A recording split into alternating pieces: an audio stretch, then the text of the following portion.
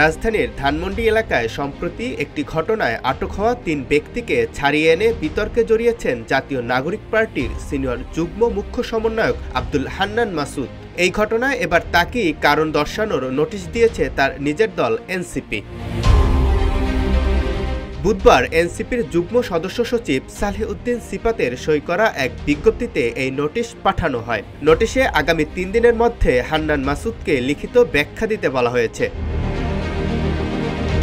ঘটনার সূত্রপাত হয় মঙ্গলবার রাতে, যখন ধানমন্ডি থানার আওতাভুক্ত একটি আবাসিক এলাকায় মব সৃষ্টি করে বিশৃঙ্খলা করার অভিযোগে ৩ জনকে আটক করে পুলিশ।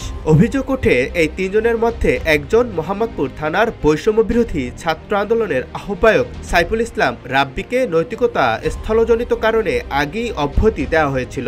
RICL TMX, যুগের পর যুগ স্থাপনা থাকে মজবুত। নোটিশে এনসিপি উল্লেখ করেছে, এতত্য সত্ত্বেও আপনি সংশ্লিষ্ট থানায় উপস্থিত হয়ে আটক ৩ জনের মুচলেকা প্রদান করে তাদেরকে জামিন করিয়েছেন।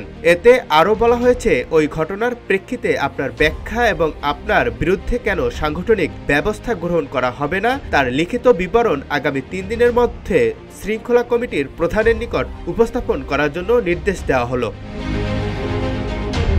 এরকম বিতর্কিত পরিস্থিতিতে এই ৩ জনকে থানা থেকে ছাড়িয়ে আনা এবং তাদের মধ্যে একজন ছাত্রনেতার পূর্বের অব্যাহতির ঘটনা সব মিলিয়ে আব্দুল হান্নান মাসুদের অবস্থানকে আরও জটিল করে তুলেছে। জাকারিয়া রবিউল, রূপালী বাংলাদেশ।